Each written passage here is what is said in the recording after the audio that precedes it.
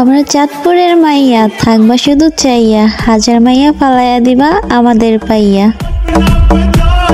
Hello everyone, আসসালামু আলাইকুম। সবাই কেমন আছো? আজকে একটু রেডি হব, ফেসের অবস্থা খুবই খারাপ, তো এই জন্য একটু সিম্পলভাবে রেডি হব, তাই ভাবলাম তোমাদের সামনে রেডি হই।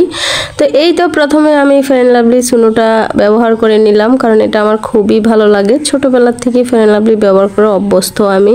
তারপরে একটু ফাউন্ডেশন দিয়ে দিতেছি, যেদিক আমার একটু কালো স্পট আছে ওইগুলাতে একটু ফাউন্ডেশন দিয়ে এখন আমি এটাকে সুন্দরভাবে ম্যাচ করে নিব। তো আমার ফেসটা খুবই বিশ্রী হয়ে গেছে, ইদানিং খুবই গোটাকাটি উঠতেছে। আচ্ছা, তোমরা কি কেউ আমাকে একটা টিপস দিবা? এই যে আমার মুখে কালো কালো গোটাকাটি উঠছে, তো এগুলা কি দিলে ভালো হবে, মানে এই দাগগুলা কি করলে রিমুভ হবে সেটা একটু আমাকে জানাও। তো ফেস পাউডার দিয়ে নিলাম, এখন একটু ব্লাশ অন দিয়ে দিতেছি হালকা করে, যাতে বোঝা না যায় এরকমভাবে আমাকে সাজতে হবে। তো সাজতে ভাবলাম যে আমি যে সাজতেছি তো সাইজে আমি কোথায় যাব। তারপরে চোখে দিয়ে দিলাম একটু আইশ্যাডো, মানে এটা একদম স্কিনের কালারে দিছি যাতে বোঝা না যায়। তো ভাবলাম না কোথাও একটা ঘুরে আসি।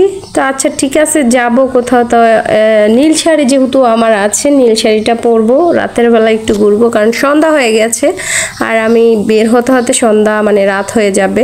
তো এই জন্য নীল শাড়ি পরবো, তাই নীল কালারের হালকা একটু করে আইশ্যাডো দিয়ে দিলাম যাতে একটু হালকা গর্জিয়াস লাগে। এখন আমি দিয়ে দিতেছি আইলাইনার দিলে চোখটা এমনিতেই সুন্দর হয়ে যায়। তো অফ ক্যামেরাতে আমি পুরোপুরি আইলাইনারটা দিয়ে আসলাম, যদি ক্যামেরার সামনে দিতাম তাহলে একটু এলোমেলো হয়ে যেত, অনেক সময় লাগতো।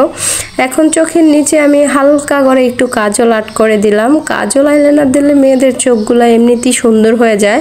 এই তো আমার চোখগুলা খুবই সুন্দর লাগতেছিল। এই দেখো আমার ঠোঁটগুলো একদম শুষ্ক হয়ে গেছে, আর এই শুষ্ক ঠোঁটের মধ্যে এখন আমি লাল রঙের লিপস্টিক দিয়ে ঠোঁটটাকে সুন্দরভাবে রাঙিয়ে নেওয়া হয়ে গেল। তো কেমন লাগছে আমার ঠোঁটটা অবশ্যই তোমরা কমেন্ট করে জানাই দিবা যে চোখ আর ঠোঁট কেমন। বড় টিপ পরতে আমার কখনই ভালো লাগে না, আমার সব সময় পছন্দ ছোট্ট একটা কালো টিপ। তো আমি একটা কালো টিপ নিয়ে কপালে সুন্দর করে লাগাই দিলাম। আর টিপ আমি কখনই ঠিক জায়গায় পরতে পারি না, আমারটা একটু একা বেঁকা হয়। এখন আমি সুন্দর এই নীল কালারের ব্লাউজটা পরে নিলাম, আর নীল কালারের সুন্দর একটা শাড়ি পরে নিলাম। কিন্তু শাড়িটা সুন্দর বাট আমি সুন্দর না। তোমরা অবশ্যই জানাবা যে শাড়ি সুন্দর না আমি সুন্দর। তো শাড়ি পরা আমার কমপ্লিট, এখন আমি কিছু অর্নামেন্টস পরবো। তো আজকে আমি চুজ করেছি এই কালো হারটা, এটা খুবই সুন্দর। এটা একটা মেলার থেকে আমার জামাই মাত্র 200 টাকা দিয়ে কিনে দিছিল। তো এটার সাথে এই কানের দুলটা ছিল, তো একটা আমি পরে নিয়েছি, আর একটা কানের দুল তোমাদের সামনে পরতেছি।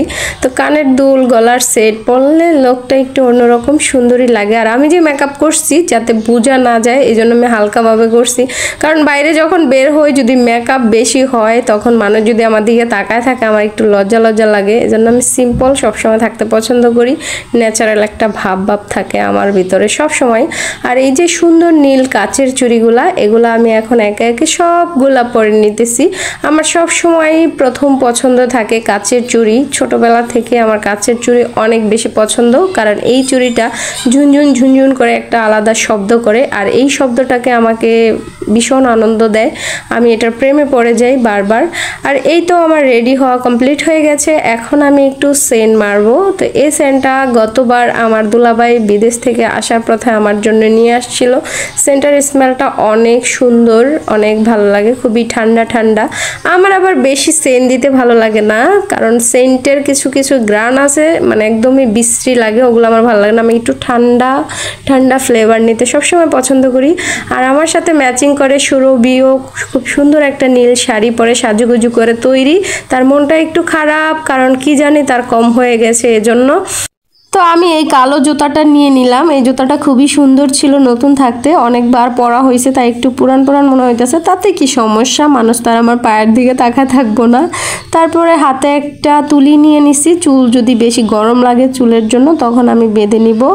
এই ছিল আমার simple get ready with me blog. তো কেমন লাগলো অবশ্যই কমেন্ট করে জানাই দিবা, আর তোমরা বেশি করে লাইক দিয়ে ভিডিওটা শেয়ার করে দিবা। সবাই ভালো থাকবা।